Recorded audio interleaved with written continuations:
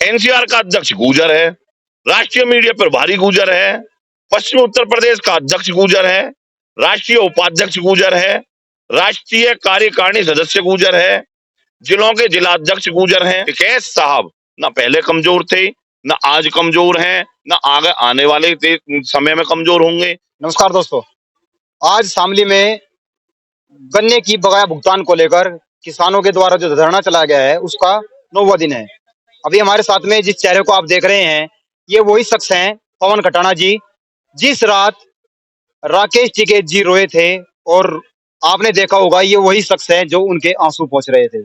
उस समय एक बात बहुत ज्यादा चली, जहां जाट वहीं गुर्जर, जहां गुर्जर वहीं जाट।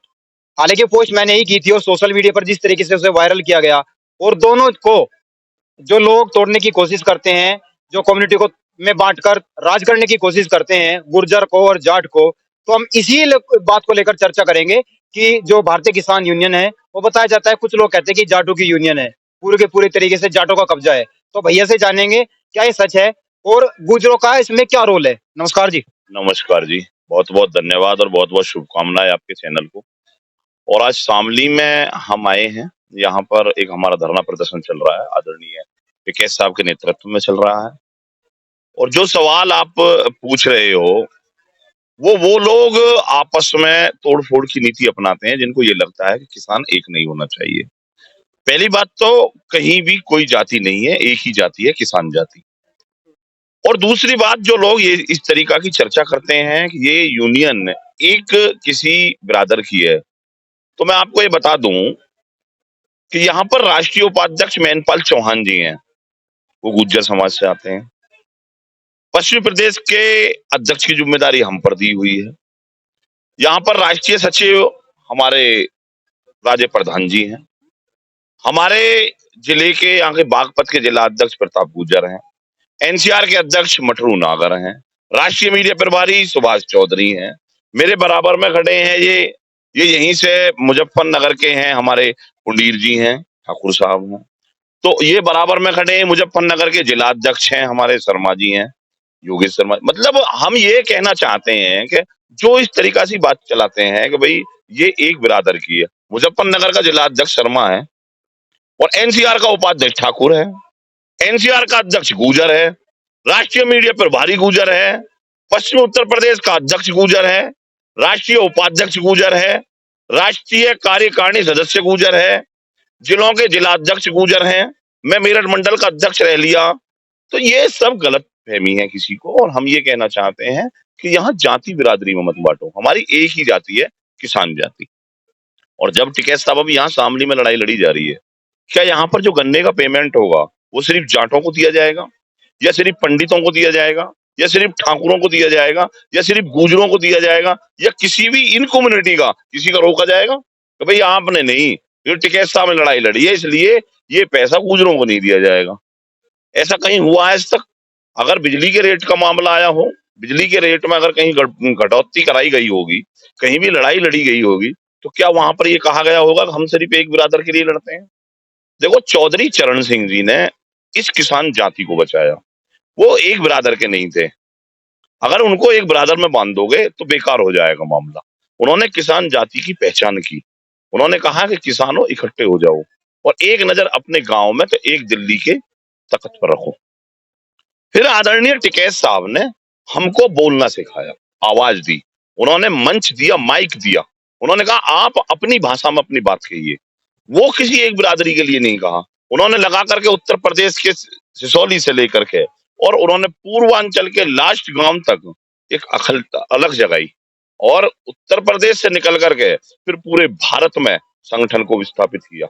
और जब संगठन पूरे भारत में विस्थापित हो गया, उसके बाद पूरे देश में संगठन चला।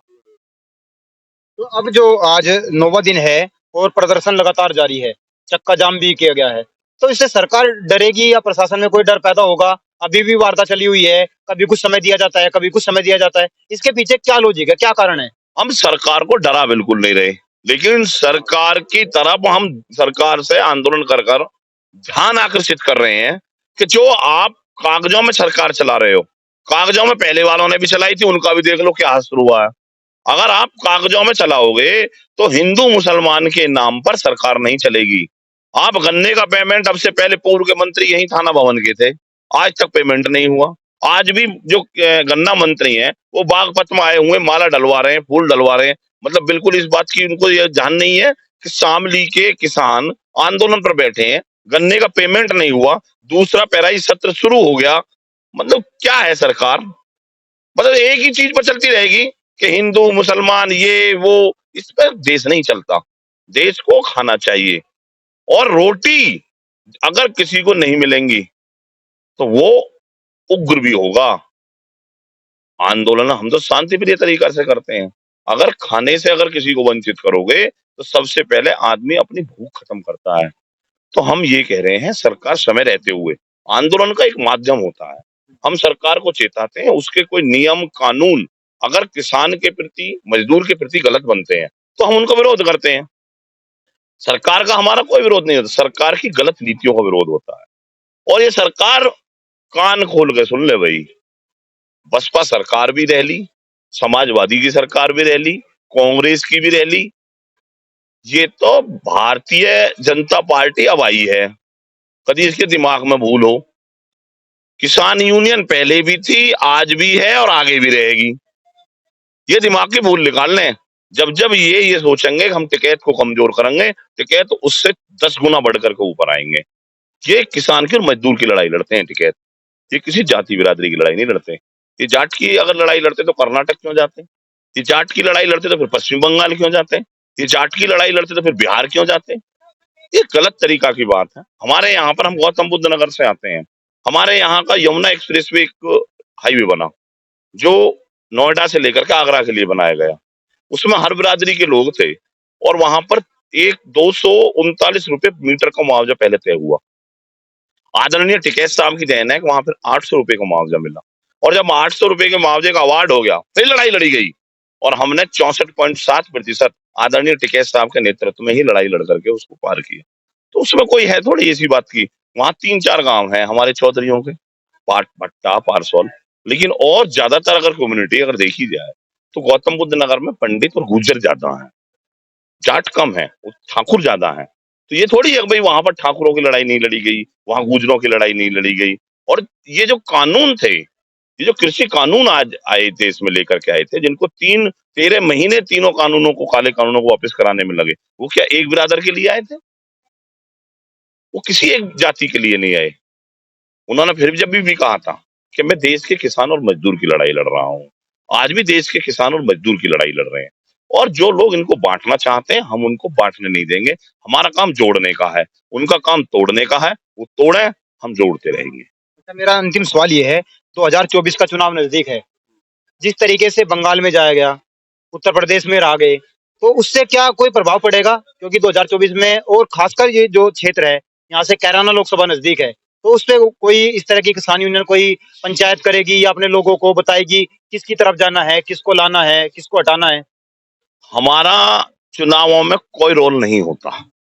हम तो चुनाव में, चुनाव से पहले और चुनाव के बाद लगातार हमारा तो यही सिस्टम चलता रहा है।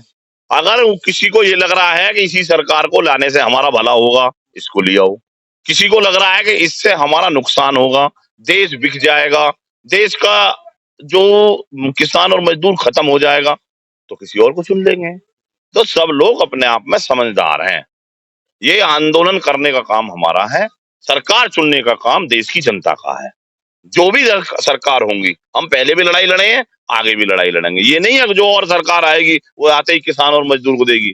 सरकार तो जो भी आती है ये उद्योगपतियों और पूंजीपतियों की बन जाए आते ही, क्योंकि उनमें पता नहीं क्या है वो चीज, कौन सा ऐसा फेविकॉल है जिससे वो चिपक जा करके। अनिल, सरकार तो पहले कांग्रेस की नहीं रही देश में, सबने कहा भाई 70 साल कांग्रेस ने राज कर लिया। हमने भी कहा देश में भाई इसके खिलाफ खड़े हो जाओ, ये गलत स्थिति है इसकी। बाबा टिकैत कांग्रेस के खिलाफ ही तो आंदोलन करते करते आए थे, उन्होंने कब नहीं कहा था? सब लोग वहीं पर देते रहे वोट। राजीव गांधी जी के खिलाफ उन्होंने आंदोलन किया था। तो ऐसी बात नहीं है कि हम किसी के खिलाफ आंदोलन नहीं करते। मुलायम सिंह जी के खिलाफ आंदोलन किया था, राजनाथ जी के खिलाफ आंदोलन किया था, हमने यहाँ पर मायावती जी के खिलाफ आंदोलन किया था। तो आंदोलन कब नहीं करते? ये तो जनता को सोचना है, जनता को ये सरकार चाहिए, कोई और सरकार चाहिए। अगर ये सरकार ठग-ठगी है, बहका लेती है और बहक करके एक बार आदमी बदल जाएगा, 2 बार बदल जाएगा, बार-बार तो बदल नहीं सकता। जनता को चाहिए धरातल पे काम, अगर काम नहीं करेंगे तो अपना रास्ता नापेंगे, कहीं और जाएँगे। आप पहली बार गाँव ग्वांड पर आए हैं, तो हम अपने चैनल के माध्यम से एक चीज़ और आपसे पूछना चाहते हैं। जिस दिन टिकैत साहब रोए थे, तो आप भी साथ में थे। तो आपको अंदर कोई, क्योंकि जिस तरीके से न्यूज़ चैनलों ने भ्रम फैलाया कि इतने लोग आए हुए हैं, सैकड़ों की तादाद में लोग आए हुए हैं, नकाबपोश हैं वो, और कुछ भी कोई हाथापाइयाँ हो सकती है, टिकैत साहब के साथ भी हो सकती थी। तो उस समय कोई ऐसा कोई डर था, क्योंकि एक नाम भी लिया गया, विधायक का नाम लिया गया और उनको खासकर उस जाति से बताया गया, जो वहाँ की उस क्षेत्र की मार्शल जाति है। तो उस समय कोई इस चीज़ थी दिमाग में, कोई डर पैदा हुआ? पहली बात तो डर हमारे अंदर है ही नहीं। दूसरी बात, जिस शख्सियत के साथ हम थे, उसके लिए जान दे देंगे हम। हमारे खून में गद्दारी नहीं है। जो गद्दार लोग होते होंगे वो भाग जाते होंगे। हमने 2018 की जो किसान क्रांति यात्रा यहाँ से निकली थी, उसी गाजीपुर बॉर्डर पे रुकी थी। हम उस दिन भी टिकैत साहब के साथ थे। वहां पर भी आंसू गैस के गोले दागे गए, गोलियां चली। तब भी हमने कह दिया हम पीछे हटने वाले नहीं। और उस दिन जो 28 तारीख की बात थी, 26 जनवरी से लेकर के उससे पहले से ही हम लगातार आंदोलन में लगातार जारी थे। 26 तारीख में जो भी कुछ सरकार का एक षड्यंत्र था, उसमें किसानों को फंसाया गया। उसके बाद से हमने 1 मिनट के लिए भी टिकैत साहब को नहीं छोड़ा। और जो किसी बिरादर से कोई भी विधायक अगर बिलोंग करता है, तो उसमें बिरादर की गलती नहीं है, उसकी अकेले व्यक्तिगत की गलती हो सकती है। समाज कभी भी उसके पक्ष में नहीं जा सकती थी। समाज ने ये कहा था कि इसने बहुत बुरा किया है। टिकैत साहब के लिए या किसी भी आंदोलन के खिलाफ अगर एक आवाज भी इसने कोई दी, तो इलाज समाज ही कर देगा इसका। और वहां पर एक विधायक नहीं था, वो भाजपा की सोची समझी रणनीति थी। साहिबाबाद के सुनील शर्मा भी थे उसमें, और ये भी थे, 1-2 विधायक और भी थे। 3-4 विधायकों का एक प्लान था कि यहाँ से पब्लिक भगेगी, हम इन पर पत्थर मारेंगे, वीडियो वायरल होंगी और एक देश में भय का माहौल पैदा करेंगे कि जो आंदोलन करेगा उसको इस तरीका से तोड़ा जाता है। ये इनकी सोची समझी रणनीति थी। लेकिन टिकैत साहब ना पहले कमजोर थे, ना आज कमजोर हैं, ना आगे आने वाले समय में कमजोर होंगे। उन्हें ये हुआ कि सरकार का काम षड्यंत्र करना नहीं होना चाहिए। अगर जिस तरीका से उन्होंने षड्यंत्र करके आंदोलन को तोड़ना चाहा, उनके पास बहुत से संसाधन होते हैं। सरकार तो भाई लाठी के दम पर, गोली के दम पर आवाज आंदोलन खत्म कर देगी। कितनों को हम करेंगे सामने खड़े, मर जाएंगे, गिर जाएंगे, चले जाएंगे अपने देश को। लेकिन उन्होंने जो षड्यंत्र किया, टिकैत साहब को उसके प्रति गुस्सा आया कि इन्होंने षड्यंत्र क्यों किया हमारे साथ में। हमने क्या इनको सपोर्ट नहीं किया था? उन्होंने बोला था वहां पर बैठ करके कि क्या मैंने इस भाजपा को सपोर्ट नहीं किया? और इन्होंने फिर भी अगर हमारे साथ षड्यंत्र किया, अगर आपके नजदीक आदमी आपका सबसे ज्यादा षड्यंत्र करता है, तो आपको दुख बहुत ज्यादा होता है उसके प्रति।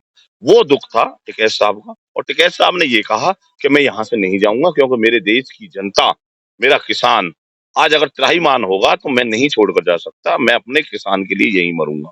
हमने कहा हम भी यहाँ से नहीं जाएंगे, और जिसमें ताकत है वो आ जाए भाई, यहाँ पर आर पार है, अब वापसी नहीं जाना।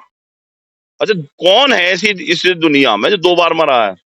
बताओ चलो एक आदमी का नाम। तो भाई 2 बार मरा है वो, मरना तो एक ही बार है, कम से कम शान से तो मरेंगे। अगर देश के लिए जाएंगे और देश के आंदोलन के लिए जाएंगे, किसान के लिए जाएंगे, तो उससे अच्छा का हमारा सौभाग्य क्या होगा? हमारे भाई, हमारे बच्चे, हमारे बड़े बुजुर्ग शहीद हो करके आए हैं, शहादत दे दे करके आए हैं इस देश के लिए। अगर हम दे देंगे तो कौन सी बड़ी बात है? और हमने तो टिकैत साहब को अपना जीवन समर्पित कर चुके हैं।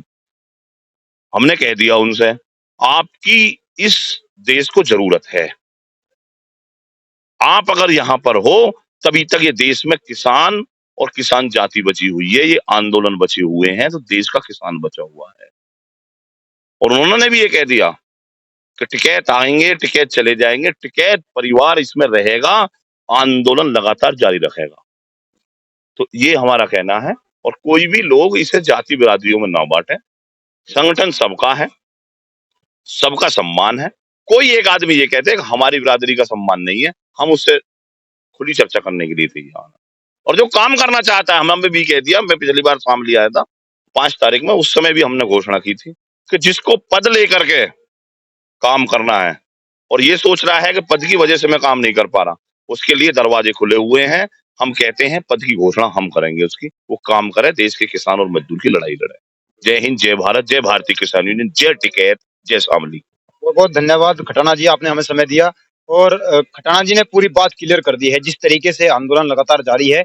और इसी को लेकर हमने बात की कि जिस तरीके से लोग जातियों में तोड़ते हैं किसान यूनियन को, भारतीय किसान यूनियन की स्पेशल एक जाति की संगठन है, एक स्पेशल एक जाति का संगठन है। तो ये सब बात खटाना जी ने क्लियर कर दी है, ऐसा कुछ भी नहीं है। और हम खटाना जी ने कहा कि हम पूरे तहे दिल से स्वागत करते हैं जो भी किसान बिरादरियों के लिए काम करना चाहता है, मजदूर बिरादरियों के लिए काम करना चाहता है, हम उसका ससम्मान भारतीय किसान यूनियन में स्वागत करते हैं। कैमरामैन हुसैन के साथ अनिरुद्ध चौहान, शामली।